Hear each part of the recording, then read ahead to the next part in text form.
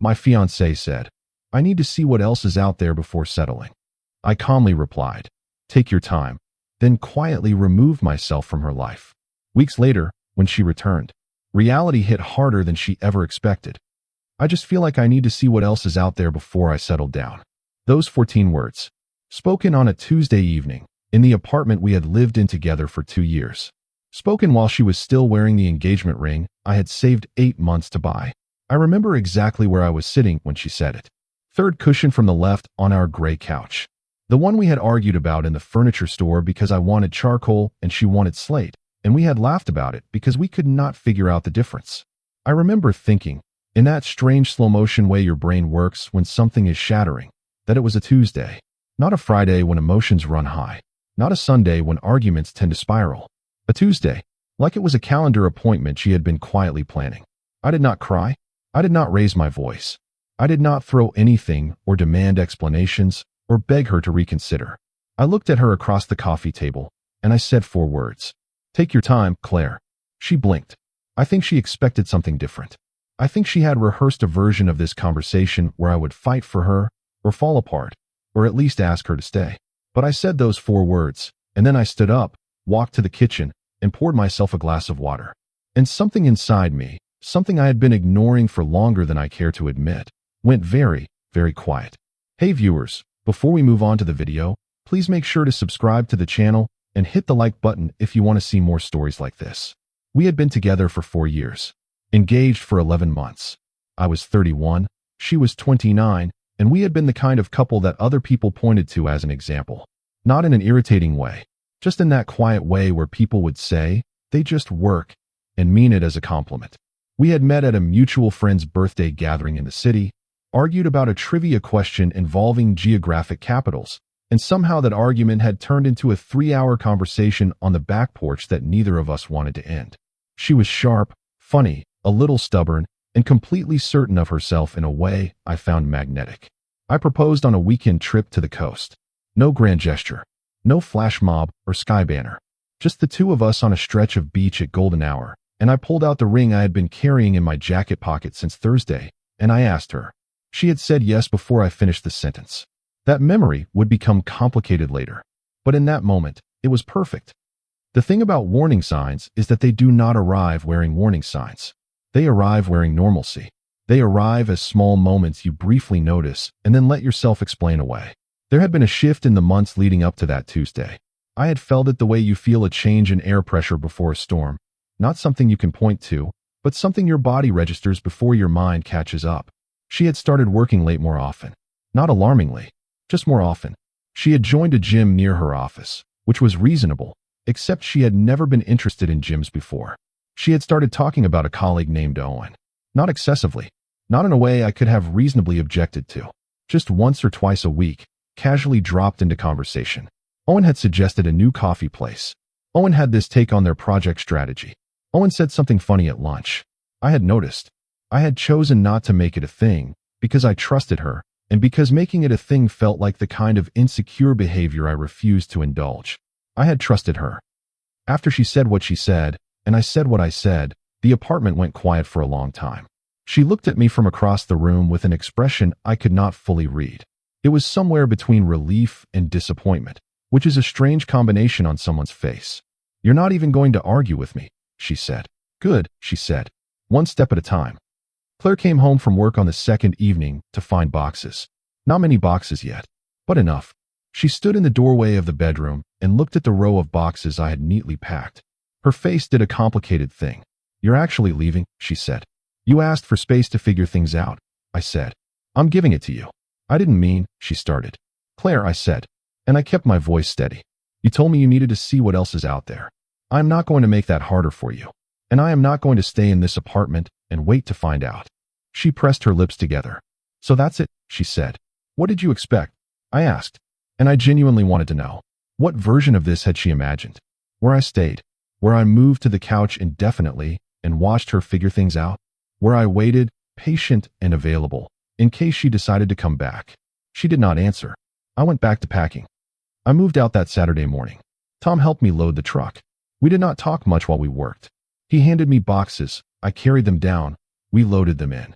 At one point, he looked at me across the truck bed and said, "You doing okay?" "Working on it," I said. He nodded.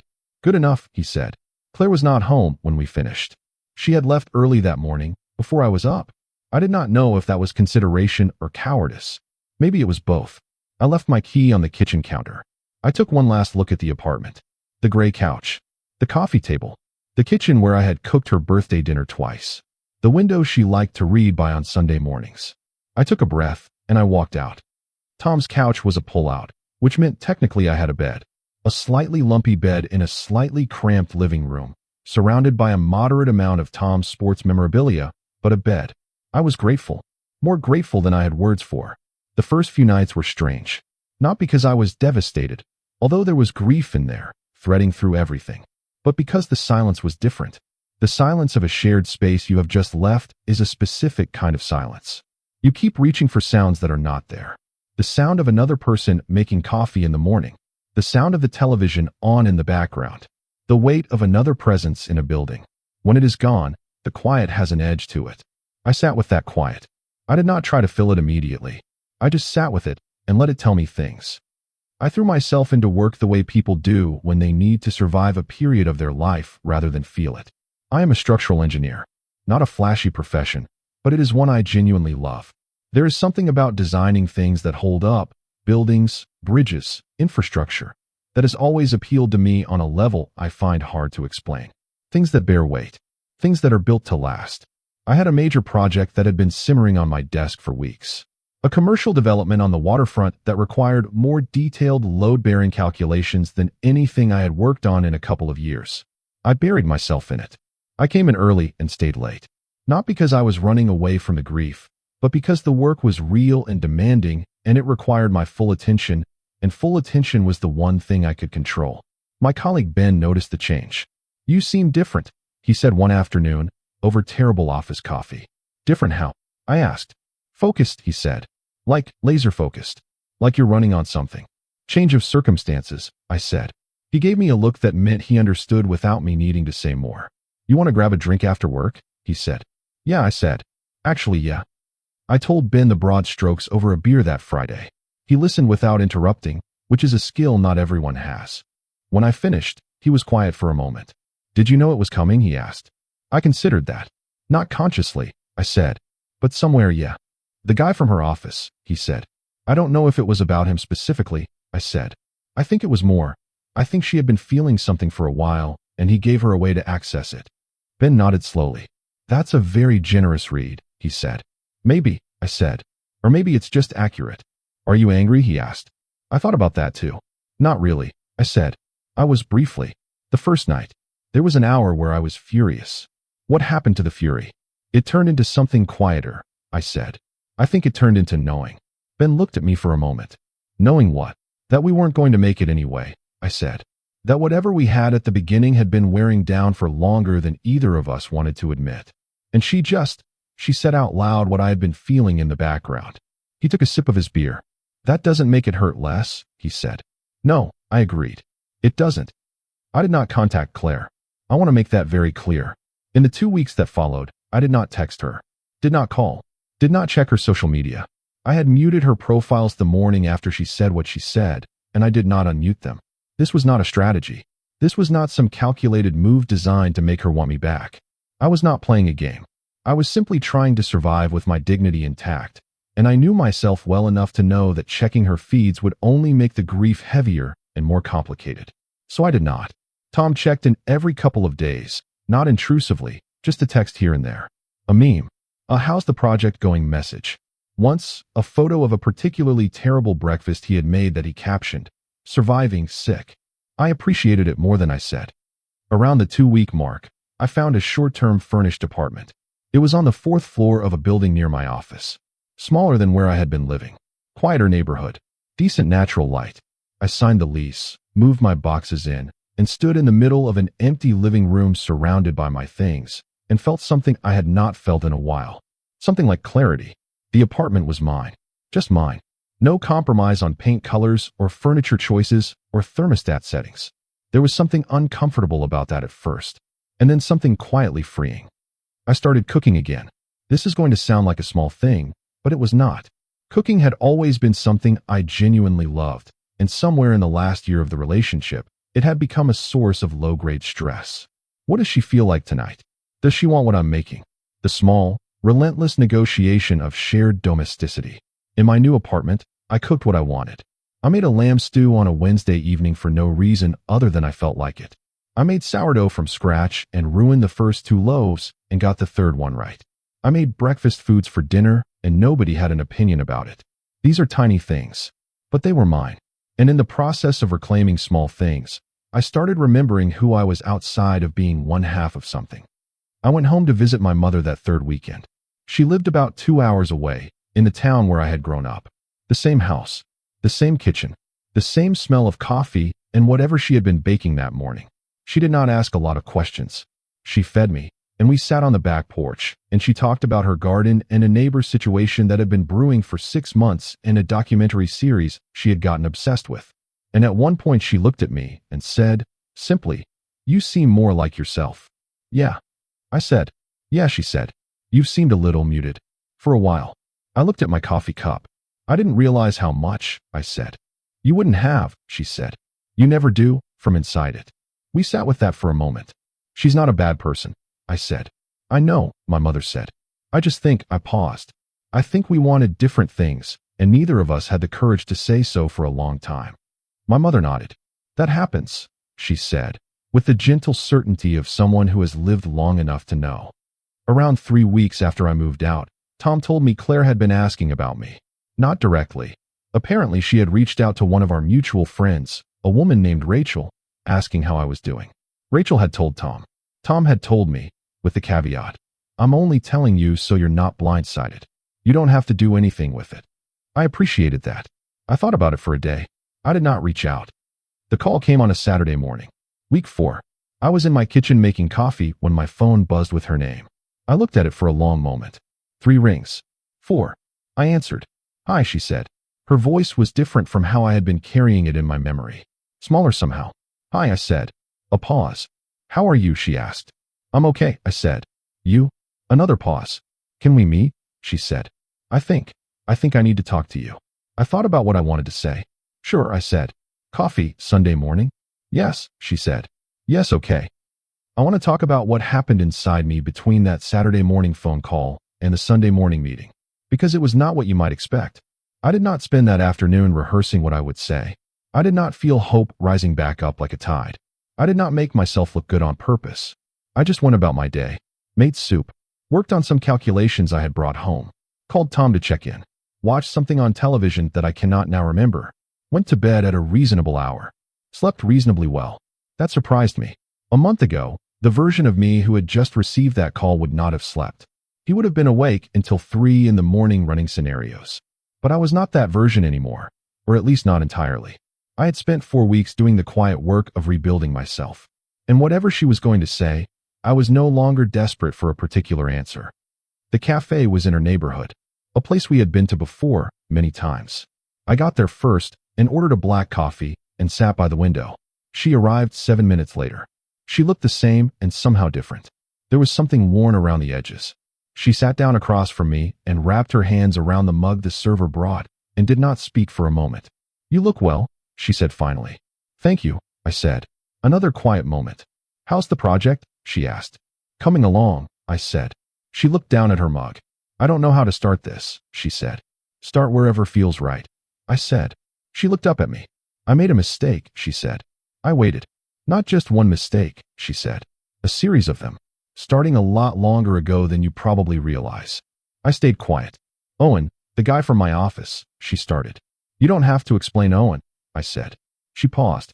"I didn't sleep with him," she said. "I want you to know that." "Okay," I said. "But she stopped. "I was interested in him, in a way that I should have brought to you and didn't. And instead of dealing with that, I convinced myself that my feelings meant something was wrong with our relationship rather than something was wrong with me." I let her talk.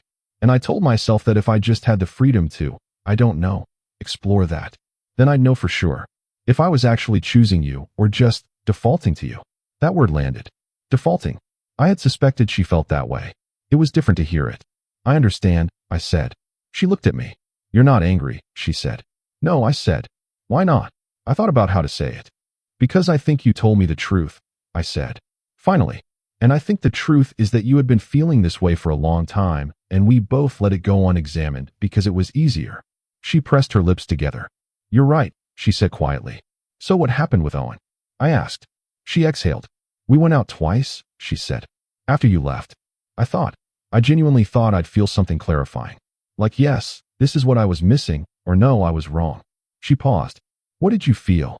I asked. She was quiet for a moment. I felt like I was on a date with a stranger, she said. And I kept thinking about the fact that you weren't angry when I told you. And I kept thinking about you in that kitchen, pouring that glass of water, and I didn't understand at the time why that image wouldn't leave me alone. I did not say anything. I think I understand it now, she said. What do you think it means? I asked. She looked at me with something raw and honest in her expression. I think it means I was waiting for you to fight for me, she said. And when you didn't, when you just calmly stepped back and let me go, it scared me more than anything you could have said. I was quiet. Because it meant you had some dignity I didn't have, she said. Because it meant you weren't going to make yourself small to hold on to something that was already broken. She looked down. And I think somewhere deep down I knew it was broken, and I was the one who broke it, and I was hoping if you fought hard enough I could rewrite the story. There was a long silence after that. Not an uncomfortable one, just a real one. The kind of silence that lives between two people who are finally being completely honest with each other, maybe for the first time. Claire, I said eventually. She looked up. I want to ask you something, and I want you to answer honestly. She nodded. Not for me, I said. For yourself. What is it that you actually want? She was quiet for a long time. I want to feel like I'm choosing something, she said. Not just landing in it. I want to feel like my life is a series of real choices, not just a current I drifted into. That's a valid thing to want, I said. She blinked, like she had been bracing for something else. It is, I said. It's a genuinely valid thing to want, and I think you should have it. She looked at me carefully. I'm not coming back, I said, gently, but clearly. I want to be honest with you about that. Not because I hate you, not because I want to punish you, but because I think what you need right now is exactly what you said, to live for yourself. And you cannot do that while we're trying to rebuild this. Her eyes got bright. And I can't do it either, I said. I deserve to be with someone who isn't wondering. Not because you're a bad person, but because that's what I need. She nodded, slowly. A tear slid down her cheek, and she did not wipe it away. I was hoping you'd say you wanted to try, she said softly. I know, I said. But you're right, she said. I know you're right. We sat there for another few minutes, finishing our coffee, not talking much. Just two people who had meant a great deal to each other, sitting in an honest ending. She asked me, before we left, if I thought she had ruined everything. I thought about it seriously. I think you made it possible for both of us to find something better, I said. She gave me a small, watery smile. You're annoyingly reasonable, she said. I've been told, I said. She hugged me on the sidewalk outside the cafe. A real hug. The kind that means goodbye and thank you and I'm sorry, all at the same time. And then she walked one way and I walked the other. I want to tell you about the weeks after that, because I think people assume the story ends there. The dramatic confrontation, the honest conversation, the clean goodbye. They assume that is the resolution, and then everyone goes off to their respective next chapters in peace. But life is not structured like that. There is a particular kind of grief that comes after the grief. The grief that arrives once the adrenaline of the crisis has faded and you are standing in your apartment on a Tuesday evening. And there it is again, Tuesday, and you feel the absence not as a tragedy, but as a low, persistent ache. The grief of ordinary things. The way certain songs land differently. The way you reach for a reference only the two of you would understand, and then catch yourself. The way some evenings are just longer than they used to be. I felt that. I let myself feel it. I did not try to rush through it or around it. I finished the waterfront project 3 weeks later. The lead presentation went well. Ben came over to my apartment that evening with a bottle of whiskey and 2 glasses and said, "You did a good job, man." We talked for a long time that night. About work. About where I was thinking of going next. I had been offered a position at a firm that worked on infrastructure projects internationally. About what I wanted the next chapter to look like. Different, I said when he asked. Good different or just different? He asked. I think good, I said. I think I needed to stop sleepwalking. He raised his glass. To stop sleepwalking, he said. We drank to that. I want to go back and tell you what I know now about those last months of the relationship, because I think it is important.